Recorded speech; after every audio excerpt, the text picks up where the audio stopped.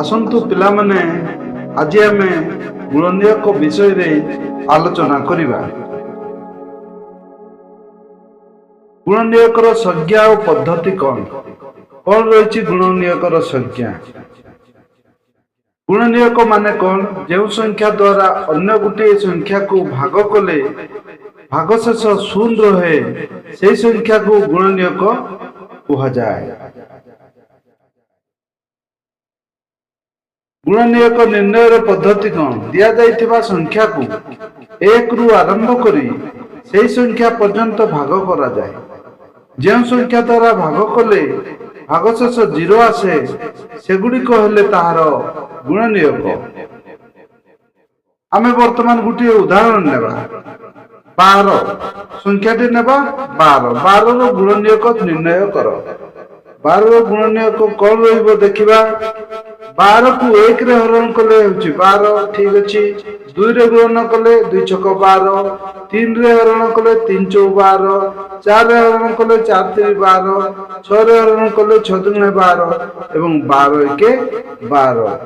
वर्तमान एगुड़े कहला तार गुण नियक कहीं ना 12 को से समान भाव रे भाग करदेले।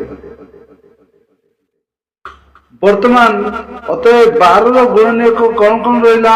1 2 3 4 6 12 एगुड़िक रहिला तार गुण नियक।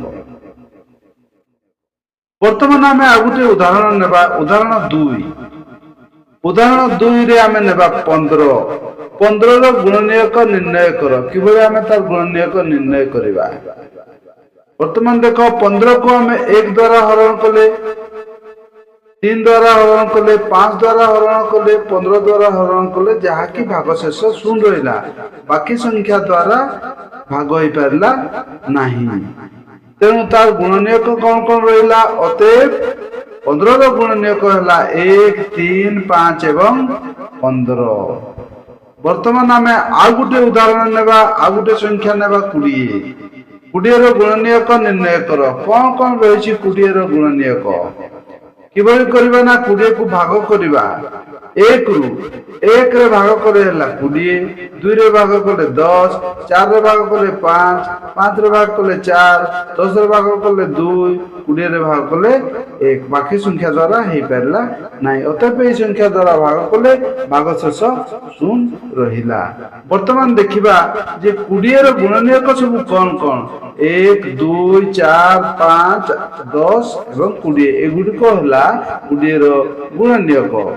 वर्तमान आमे देखिबा तीनोटी संख्या आमे नेले। गुटे नेले 12, आ गुटे नेले 15, आ गुटे नेले 20। 12 रो गुणनीयक कौन कौन रहिला? 1 2 3 4 6 एवं 12। 15 रो गुणनीयक कौन कौन रहिला? 1 3 5 15। वर्तमान 20 रो गुणनीयक कौन कौन रहिला? 1 2 4 5 10 एवं 20 ए गुडे को हला हमर गुणनीयक। वर्तमान आमे तार सार कथा कौन देखिबा जे केमिति गुणनीयक बाहर कर जाए ना। जो संख्या द्वारा भाग कले भागशेष शून्य मिले सही संख्या ताहार गुणनीयक अटे। धन्यवाद। डिस्क्रिप्शन लिंक रे जाई परीक्षा दियंतो। डिस्क्रिप्शन लिंक रे जाई परीक्षा दियंतो।